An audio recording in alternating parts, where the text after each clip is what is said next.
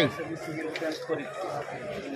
আমরা আগুনের সংবাদ পাওয়ার সাথে সাথে 2টা ইউনিট সাথে সাথে পাঠিয়ে দিই। পরবর্তীতে আমিও আসি এবং আবার আরেকটা ইউনিট পাঠাই। এখানে স্টোরে আগুন লাগার কথা আমাদের মেসেজে আসে। তারপরে আমরা আগুন লাগার ঘটনার সাথে সাথে এসে দেখা যায় যে আগুনটা নিতেছে এবং আমরা কি শুনে বলছি সেটা হলো তালা কাটতে হয়েছে 2টা এবং সিঁড়ি খুবই জরাজীর্ণ অবস্থা, সিঁড়ি অবস্থা। আমি এবং আমার রোগী 10 তলায় ছিলাম, সেখান থেকে একটু ফোন দিয়েছে ভাই নিচে আগুন লাগছে।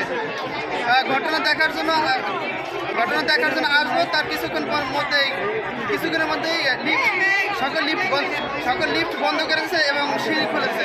সিঁড়ি খোলার পরে নিচে আসি, নিচ থেকে 5 তলা পর্যন্ত সকল রুমে ধোয়া এবং ধোয়ার গন্ধ ছড়ে গেছে, যা আমাদের শ্বাস নিতে খুব কষ্ট হচ্ছে।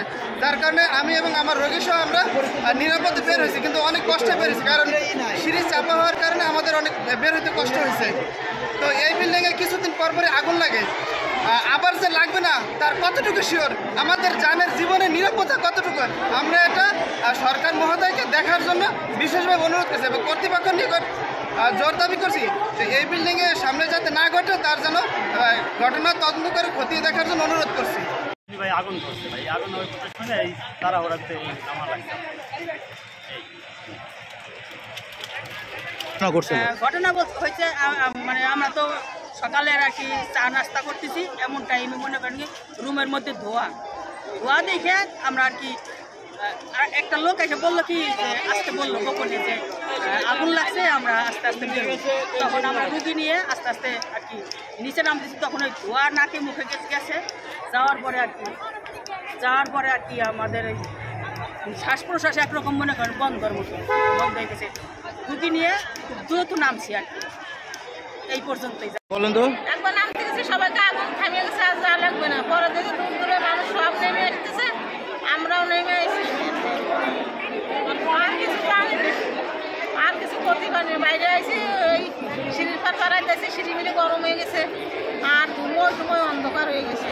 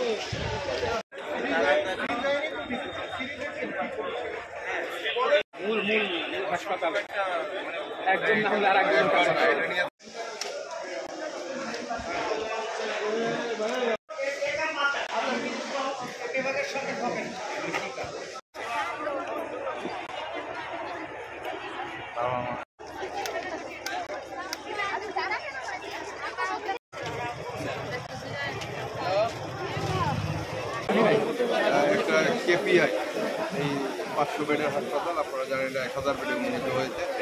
এটা আমরা গত 1-1.5 মাসে 3বার এটা নিয়ে আগুন লাগবে। আমরা খুবই আতঙ্কিত এবং আশঙ্কিত, এবং এই আগুন লাগলে আমাদের বিপুল পরিমাণ প্রাণহানির সম্ভাবনা থাকে। আজকে যে আগুনটি লেগেছে স্টোর রুমে, যদিও আমাদের হাসপাতালের মূল যে রুগীরা থাকে ওয়ার্ডে ছড়ায়নি, তবে জায়গাটা খুবই কনজাস্টেড। এখানে পানি দেওয়া, প্রবেশ করা, রাস্তাঘাটগুলো সব বন্ধ ছিল। সিঁড়িতে ওঠা ঢোকা, তালা ভেঙে ফায়ার সার্ভিস খুব দ্রুত রেসপন্স করার কারণে এটা দ্রুত নিয়ন্ত্রণ করা সম্ভব হয়েছে। ভিতরে অনেক নতুন নতুন মেশিন ছিল যেটা পুড়ে গেছে। আমরা এটা নিয়ে তদন্ত কমিটি করছি আমাদের বিজ্ঞ অতিরিক্ত জেলা ম্যাজিস্ট্রেটের নেতৃত্বে। এখানে পুলিশ সুপারের প্রতিনিধি, ফায়ারের প্রতিনিধি, হাসপাতাল, স্বাস্থ্য প্রকৌশল এবং গণপূর্ত বিদ্যুতে সব প্রতিনিধি নিয়ে একটা আমরা কমিটি করছি, যেটা 7 দিনে রিপোর্ট দিবে এবং হাসপাতালে আগুন থেকে বাঁচার উপায় তারা সবাই মিলে বের করবে, সেই অনুযায়ী সুপারিশ করবে। আমরা এই হাসপাতাল একটি গুরুত্বপূর্ণ কেপি, এটাকে আমরা নিরাপদ রাখার জন্য সবাই মিলে চেষ্টা করব। তো ডিজাইনের ত্রুটি যেটা তো এখন সংশোধন করা খুব কঠিন। এখন বিকল্প সিঁড়ি যদি করা যায় তাহলে হয়তো এটা কিছু রিলিফ পাওয়া যেতে পারে। আমরা এই বিষয়টি নিয়ে তদন্ত কমিটি সুপারিশ করবে, সুপারিশ অনুযায়ী আমরা স্বাস্থ্য মন্ত্রণালয়কে বলবো এই অনুযায়ী যাতে তারা একটা ব্যবস্থা করে দেয়, যাতে আগুন লাগলে দ্রুত একটা এক্সিট পাওয়া যায়। এই অগ্নিকাণ্ডের সূত্রপাত হয় সকাল পূর্ব সময়ে।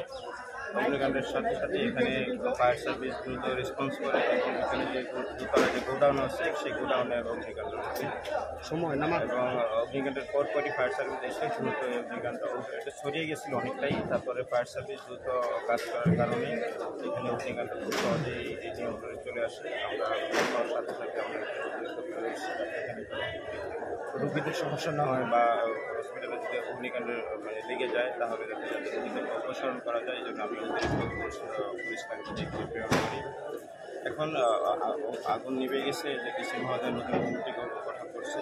এই কমিটি তদন্ত রিপোর্ট পাওয়ার পরে হয়তো এখানে যে সুপারিশ করা অনুসারে যদি ভবিষ্যতে কাজ করা সম্ভব হয় তাহলে এটাকে ঝুঁকিটা কমে আসবে। আদারওয়াইজ সেই ঝুঁকি নিয়েই এই হসপিটালটা চলছে। ইতিপূর্বে আপনারা জানেন যে আরও 2-1বার লেগেছে, কিন্তু আসলে সেই জায়গাটা আমাদের জন্য একটু নিরাপদ ছিল এবং সেখানে কোনো মালামাল ছিল না। কিন্তু এবার এটা আসলে আমাদের গুরুত্বপূর্ণ একটা স্টোর, যেটা আমাদের এই 10তলা বিল্ডিংয়ের পূর্ব পাশে 6তলা বিল্ডিংয়ের 2 তলায়, আপনারা জানেন ওখানে। আর স্টোর যেহেতু সেটা এখানে আসলে বেশ প্রোটেকশনের জন্য তালা দেওয়া থাকে, এবং আপনারা দেখছেন যে ঘটনার সময় ফায়ার সার্ভিসও দ্রুততার সাথে সেই তালাগুলো ভেঙেছে। এখন আমাদের ডিজাইনের যে ত্রুটি আছে সরু সিঁড়ি, এটা তো এখন আসলে দেখলেন যে জেলা প্রশাসক মহোদয় বললেন যেটা তো আমরা চাইলে ঠিক করতে পারবো না। তো আমরা পূর্ব পাশের সিঁড়িটাকে আমরা সচল রেখেছি, কিন্তু যেটা হয় যে এই আগুন যেখানে লেগেছে এটা এই সিঁড়ির সাইডে, যার ফলে ওখান দিয়ে রোগীদের বের করতে একটু আগুনের সাইডে সিঁড়ি আমাদের এই সিঁড়িটা কিন্তু ভালো হয়েছে, যেটা ছিল ওষুধ এবং আমাদের সার্জিক্যাল যেগুলো MSR এর যে যন্ত্রপাতি থাকে, MSR এর যেগুলো আমাদের এইটা তো অনেক আগের থেকে চলে আসতেছে। আমি তো এখন এই এস্টিমেট পরে ওখানে ওই স্টোরের যে ইয়েগুলো থাকে, লগ, ওই যে স্টক লেজারের যে ইয়েগুলো, ওইগুলা মেইন বই ওখানে থাকে না। ওখানে মূলত ওইগুলার যে ডেট এক্সপায়ার এবং কি মাল কোনটা সাথে ওইগুলো থাকে আর কি। এছাড়া এমনি নথিপত্র আলাদা থাকে।